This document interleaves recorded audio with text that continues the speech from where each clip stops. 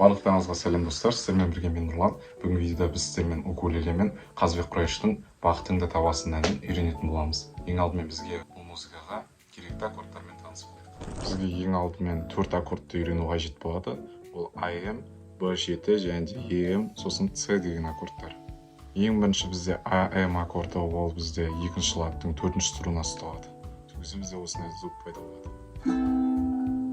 Келесі аккорд бізде B7 аккорды, ол бізде екінші ладтың 4-ші, 2-ші және де 1-ші струналары, 3-ші ладтың 3-ші струнасы ұсталады.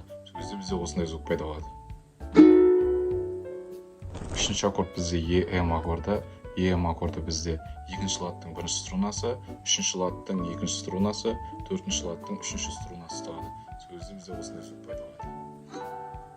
Ең соңғы аккорд бізде C аккорды, ол бізде 3-ші ладтың 1-ші струнасы ұсталады. Келесі кезекте бізде соңғы этап ол қағысы, яғни бой. Бізде қағысы төмен, төмен, жоғары, жоғары, төмен, төмен, жоғары, төмен, жоғары. Мінекей достар, өлең көріп тұрғандарыңызға ондай қатты қиындық тудырмайды. Бойды да және де аккорды да оңай үйреніп алдық.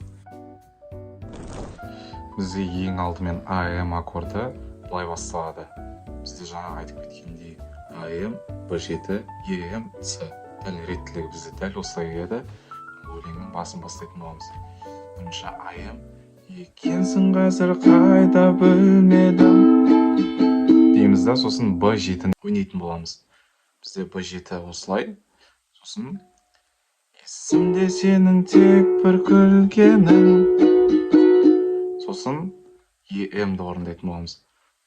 Келесі кезекте EM. Ол бізде.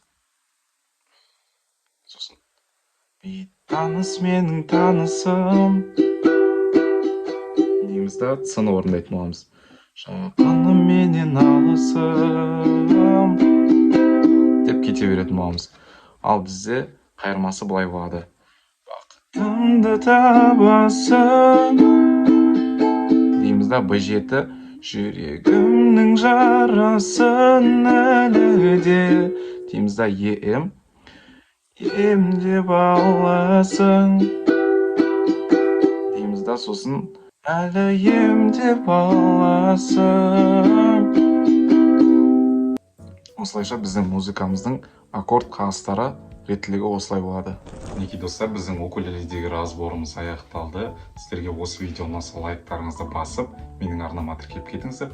Және де тағы да осындай разборларды күтсеңіздер, комментарияға өзіңіздің қалаған музыкаңызды жазып кетіңіздер. Міндетті түрде оқып, сіздерге беріп. Достар, видеоның осы жерінен бастап бізде даусым жазылмай қапты.